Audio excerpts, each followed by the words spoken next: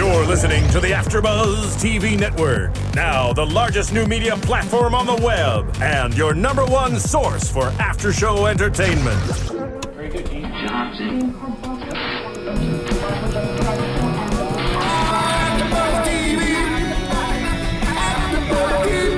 From Los Angeles, California, and Maria Menounos, and streaming live thanks to Akamai Technologies, this is AfterBuzz TV Spotlight On. Spotlight On is a long-form interview series featuring actors and TV personalities. And now, from the world's number one TV after-show platform, this is AfterBuzz TV Spotlight On. Hello, AfterBuzzers. My name is Jillian Leff, and tonight we are bringing you a special, dramatic presentation of AfterBuzz TV Spotlight On. You may recognize the man to my left from shows like Private Practice, Without a Trace, Nip Tuck, but really, we all know him from The Young and the Restless. Everyone, please welcome Daniel Polo, aka Jamie Vernon. How are ya? Doing well, how are you? Good, good. So happy to have you here. Thank you. I feel like I am the host that is single-handedly bringing the soap stars into AfterBuzz TV. You're my second soap star, so welcome. Thank you. I want to congratulate you, first of all, on your Daytime Emmy nomination. Thank you. So where were you when you found out you were nominated? I was sleeping, actually. Okay. I was like, it was 6:30. So I was doing finals at the time. Mm-hmm. I had probably an hour of sleep every night that week. So that day I was probably 45 minutes in when I'm shaken awake and told the news. And I'm telling you, 15 minutes, I couldn't figure out what they were talking about. When I finally figured it out, I was so excited I didn't care about how tired I was. Did you ever imagine that you would see yourself on a nominee list? The Daytime Emmys, that's huge. No, I don't think I did. I'm surprised I went this far, actually. Oh, well, you're very talented, sir. We'll get into that. But I want to continue talking about the Emmys. Do you have a date for the evening? Technically, yes. I'd be going with my mom and my grandfather. Perfect. So, Are they super excited for the show as well? Almost excited as I am. So Kathy Griffin is hosting. Yes, I heard about it. Yeah, so any of your old castmates that you're excited to bump into? Everyone, to be honest with you. Max, Doug, Christian, it's everyone. So you're up against your sort of arch nemesis on the show. Yeah. Fenmore, aka Max. But you're also up against, some really other big names in soaps. Freddie Smith, Chandler Massey, a slew of other names, Corbin Bleu. Sure. So what do you think your chances are, sir? I think you have a pretty good chance. That's my personal opinion, but I want to hear from you. What do I think my chances are? I haven't thought that far ahead. Let me be honest with you. I hope well. I don't know. We'll see. Will you be prepping a speech? I think I'm going to wing it. Okay. Yeah. I like that. Original. So your character, Jamie, sort of dealt with things that are heavily in the media right now. Cyberbullying, suicide attempts. So what did you do to prepare for a character like that? Because it really is sort of, it's out there now. These things are happening. We're hearing more about it. So how did you prepare? Jamie was based off of a friend of mine from second grade, I believe. He was picked on quite frequently. So that's where I got that character from. Everything else was just... Everything in the script was so strong that there wasn't really much I needed to do in terms of preparing. It was all right there. What was the audition process like for that? I got the call to come in for an audition. Came in, read it. Got the call back, and I had to wait very long time. Frustratingly long. And then I just got it. That's amazing. Have you ever personally been a victim of bullying yourself? No, I was not. But... So mostly you were pulling from the friends that you knew when you were younger. Mm-hmm. It's sort of a really important character, though, because, we do see that there's sort of... TV is changing the game. A lot of the times now characters are pulling from things that are happening right now, and with, kids committing suicide, leaving, YouTube sort of letters to their family and friends before they do these things. Did you happen to look into any of that when you found out that this sort of storyline was going to carry through the episodes that you were on? I did watch a few things here and there because that is important. I remember one of the videos I saw was just of some kid being viciously beaten was one of the things that I had seen. I do remember doing a bit of research on that. Yeah. Did anybody reach out to you when the episodes aired? Yeah, a lot of the fans did, and it's. Any stories that really stuck out to you that you really touched someone? I mean, all of them are very strong. I don't know, they're all powerful. I can't say one was stronger or worse than the other. It's been great. I suppose just hearing from people. Mm-hmm. Yeah. It must feel great because from what I understand, especially with the daytime TV community and the soap community specifically, they're overwhelmingly supportive. Mm-hmm. I mean, going through these pages of tweets that people send you and looking at, the comments everywhere on all of the blogs and the articles, were you welcomed into the community with open arms? I like to think so. Yeah. I think so too. Yeah. Do you feel fortunate and lucky that, this is where you're at right now in life and you're happy? Certainly I am. Certainly. This has been great. It's a dream. Let's put it that way. It's hard to believe. What was the feeling like? So I read that you had 3 episodes that turned into 22 episodes. So what was it like getting that call that they were like, actually, we're kind of digging what's going on and we want to extend you? You could sort of tell by the script the way it was going. I was just surprised that I was coming back because you never know. It's usually just maybe the week they tell you you'll be coming back. It's exciting stuff. Great.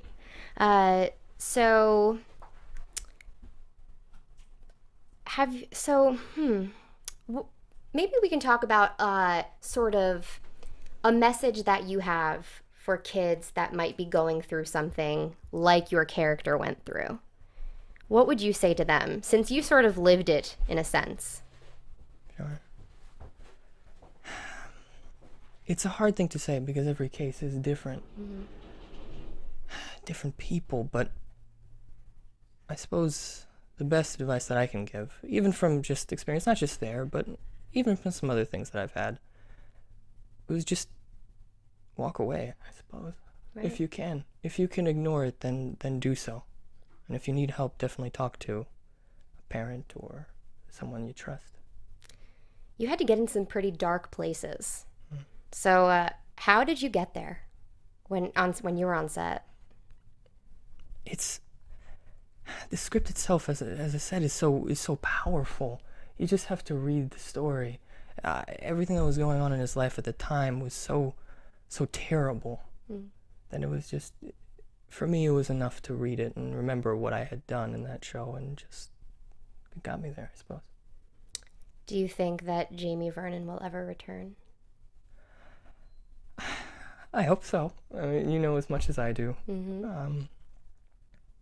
I hear that they're still mentioning his name here and there, so I hope so. So you've left a lasting effect on the community. I suppose so. Did you always aspire to be on soaps, or it's just something that happened? I think it's something that just happened. I've always wanted to act, for example. That's something that I've been thinking about since I was 2 years old. Soaps in general, yeah, I'd say so. They have a very interesting schedule, soaps, and I've always wanted to live that. So sort of acting boot camp, mm-hmm. shall we say? So can you walk us through that, because it's extremely intense, and for people that don't know, I feel like they should know what you went through. You can get these scenes with huge pages of dialogue to film the next day, which is, I can't remember exactly the scene, but there was one in particular where there was just mountains. I wasn't sure if I could do it. I did it. I was like, and the most challenging part, at least the most nerve-wracking part, is it's all one take, more or less. So you just gotta power through it, I suppose. Was there ever a time where you thought that, you know, the lines were wavering in your head and you were about to freak out? The last scene I filmed, actually, I thought for sure that I wasn't going to be able to. I was supposed to ask him a question like, what about this specific character? I forget exactly the context of the scene, but I remember I sat there for a very long time just going, there's no way I can do this. And then it finally popped up, and I think it came out rather realistically, but that was an accident, I suppose. Yeah. Where did you get your start in acting? That's an interesting bit. I was just at the mall with my mom and my sister when this woman walks up to me, who's in the entertainment industry, and she said I seemed like someone that would enjoy acting. Yeah, I don't know what it was I was doing at the mall at that time, but obviously I caught her eye, and that was really it. The rest was history. Yeah. That's amazing. That's a great story. You don't really hear about that anymore. You know, you sort of hear about that. That's a very serendipitous situation. I suppose so. So you've been very fortunate so far. Do you remember your first acting job? Yes, I do. I was 10 years old, and it was for a music video, which you can still find online, and should, because I was adorable and small. What's the artist? Tell us. Less Than Jake's The Rest of My Life. Okay. Yeah. And what did you do in the video? I was a 10-year-old cop arresting a 10-year-old prostitute. Oh. Intense stuff. Well, there we go. Yeah. We learn things new. We learn new things every day, fans. Bet you didn't know that about him, did you? What has been your favorite acting job so far? Because you've done, you know, a lot of parts on pretty much some of television's most popular shows. So was there ever sort of a standout moment on set for you? Like a great monumental thing that happened? I'd have to say Young and the Restless. Yeah. It was the first time I played a recurring role. So I actually got to see the character grow and develop, affect the characters around him. And also see him change from this bullied kid to something much, much more. So it'd have to be that. Okay. If you weren't an actor, what would you be? I don't think there is anything else in the world that I could possibly be doing besides this. You know, it'd be film industry, maybe directing or writing, and I do that on my spare time. Okay. But it has to be this. It has to be something like this. How do you know? Ever since I was 2 years old, it's all I thought about, whether I realized it or not. In a restaurant, I would just stand up and start singing the Gilligan's Island theme, specifically. When I was playing baseball, I would just be dancing because I had to create some sort of story. I couldn't even play tennis without having some sort of. I think it was Star Wars, so I had a lightsaber and I was reflecting these lasers. There's always something. When I was 4 years old, I loved the movie Austin Powers. Now I didn't get any of the jokes, but obviously, I like the characters so much so that I actually walked around the mall and forced my grandfather to hold an invisible cat as I pretended to be Dr. Evil. Okay, so now I have to ask you, can you do a Dr. Evil impersonation for me? It's been years. I used to be able to do a mask impression. I used to be able to do all these impressions that I'm sure if I really tried, I could. I can't even get a yeah, baby, yeah? Come on, Daniel. I really don't remember. I'm sorry. Well, that's great. So how have your parents been through all of this? Incredibly supportive. My entire family has been, actually. Just taking you on auditions, driving you around. Everything. Even when I need help memorizing lines, they are right there. So since you've known that you've wanted to do this since a very young age, did you ever face any sort of opposition from other kids your age? Like, how was it growing up for you? Not the kids, but mostly the teachers. Those are the ones. Explain. They just always seem to be against it. One in particular just went, "Oh, your career." It's just they're usually not entirely on board with that sort of thing. And you're from the West Coast, yes? Yes. Okay, perfect. So you've been enjoying the California sun for most of your life. Most of my life. Yeah. What about the other part of it? Since I lived in New Jersey, I was born there. I'm from New Jersey. What? Look at that, Jersey connection. I knew I liked him, guys. I knew this. So I want to know who you look up to in the industry. Is there somebody, whether it be an actor, a director, a writer, that you sort of would like to be like, in a sense, or like what they're doing? Well, I like a lot of actors, actually. In particular, I remember when I was growing up, Jim Carrey was a very big inspiration. You know, in Living Color, Mask, all this stuff. There's also Tom Hanks. I like Tom Hanks. I like Dick Van Dyke. I love Dick Van Dyke. He's fantastic. I don't think there will ever be anyone like him. Just the tall, gangly man with the big smile, right? He's good, yeah. Do you have a mentor in the acting community? A mentor. Somebody that's given you great advice or terrible advice? We want to know everything. My mentor would probably have to be Devin Odessa. She helped me through a lot of stuff. Great. Do you have a dream co-star? A dream co-star? Yes. Ooh. A male or female that you'd like to ride alongside in a movie or TV? I want to get there first, I suppose. I really do like Dick Van Dyke. I would love to work with him. Yeah. He's a good one. He is. I can't knock you for that. Do you have a celebrity crush? It's a good one. Oh, he's thinking about I it. am thinking about it. Not a celebrity, but no, probably not a celebrity crush. No. Okay. You're thinking outside of the box. I am thinking of So a real life crush? Yeah. Could they be watching right now? I could tell her to. Oh? Mm. Well, we'll see. Maybe she'll comment on the YouTube video. All right, so we're at the part of the interview where I want the fans to get to know you even better. Things that we haven't really covered so far. Okay. I'm going to give you a few rapid fire questions. All right. First thing that comes to your mind. No pressure, but don't take too long. Okay. All right, your favorite sport. I dislike sports greatly. Okay. Food you cannot live without. Soup. Food you hate. Something that's not soup. The last song you listened to. So it's something from Tears for Fears. Tears for Fears? Yeah. The last thing you Googled. Daniel Polo. Do you have a hidden talent? I'm going to do this with my tongue. There we go. That's something. Share something that not many people know about you. I have two loving cats. Names? Garfield, Mason. Okay. I guess this answers my next question. Cat person or dog person? Cat person. Your dream car? One of those Teslas. Those things are nice. Yeah. Guilty TV pleasure? I